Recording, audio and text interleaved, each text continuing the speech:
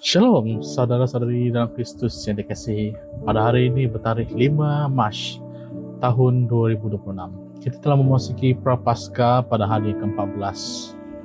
Dalam Prapaskah ini, mari kita semua menenangkan hati dan membuka diri untuk mendengar sabdanya yang menuntun kita kepada pertaubatan dan pembaruan baru dalam hidup. Mari saudara-saudari sekalian, saya ingin membawakan kita semua untuk merenung firman kita pada hari ini, yang dipetik daripada firman Yeskiel pasal 33 ayat 10 hingga 16. Saya ulang lagi sekali. Firman ini dipetik daripada Yeskiel pasal 33 ayat 10 hingga 16. Demikian beginilah bunyi firman itu.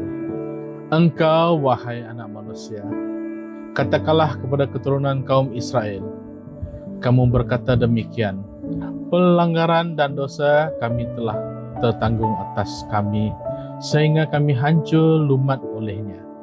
Bagaimanakah kami dapat tetap hidup?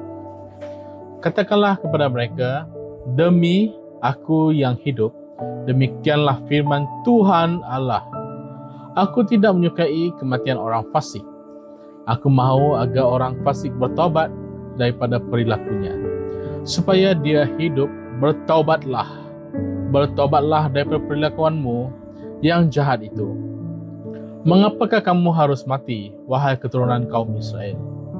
Engkau, wahai anak manusia, katakanlah kepada orang sebangsa denganmu, orang benar tidak akan diselamatkan oleh kebenarannya ketika dia melakukan pelanggaran, dan orang fasik tidak akan dijatuhkan oleh kefasikannya pada waktu dia bertaubat daripada kefasikannya. Orang benar tidak dapat hidup kerana perbenarannya pada waktu dia berbuat dosa. Kalau aku berfirman kepada orang benar, engkau pasti hidup, tetapi dia meyakini kebenarannya lalu melakukan kezaliman, maka segala perbuatannya yang benar tidak akan diingati lagi. Dia harus mati dalam kezaliman yang dilakukannya. Sebaliknya, kalau aku berfirman kepada orang fasik, engkau pasti mati, tetapi dia akan bertaubat daripada dosanya dan menegakkan apa yang adil serta benar. Orang fasik itu mengembalikan gadaian orang, membayar ganti rugi rampasannya, hidup menurut ketetapan yang mendatangkan kehidupan, dan tidak melakukan kezaliman. Maka dia pasti akan hidup dan tidak akan mati. Segala dosa yang dilakukan tidak akan diingati lagi. Dia pasti hidup kerana dia telah menegakkan apa yang adil dan benar. Demikianlah firman Tuhan pada hari ini. Baik, Tuhan Yesus berkata, bertaubatlah dan berdiri teguh. Pesanan Yeskiel daripada Tuhan kepada Israel penuh dengan belas kasihan dan amarah.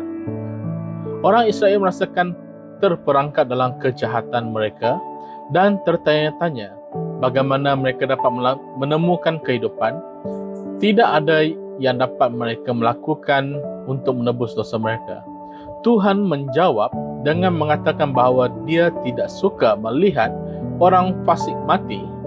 Pesanan, engkau pasti akan mati, adalah peringatan, bukan penghakiman terakhir.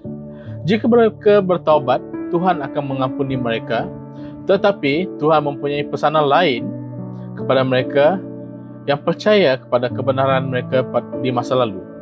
Jika mereka berhenti melakukan apa yang benar dan memilih untuk melakukan apa yang salah, mereka akan menghadapi penghakiman.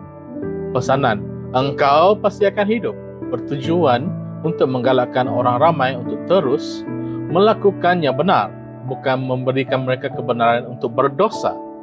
Yesus juga memberitahu murid-muridnya bahawa orang yang berdiri teguh sampai akhir akan diselamatkan. Bukannya kita memperolehi keselamatan dengan menjadi benar dan berdiri teguh. Keselamatan sentiasa merupakan anugerah daripada Tuhan. Kurnia Tuhan terungkap dengan karya Yesus di kayu salib.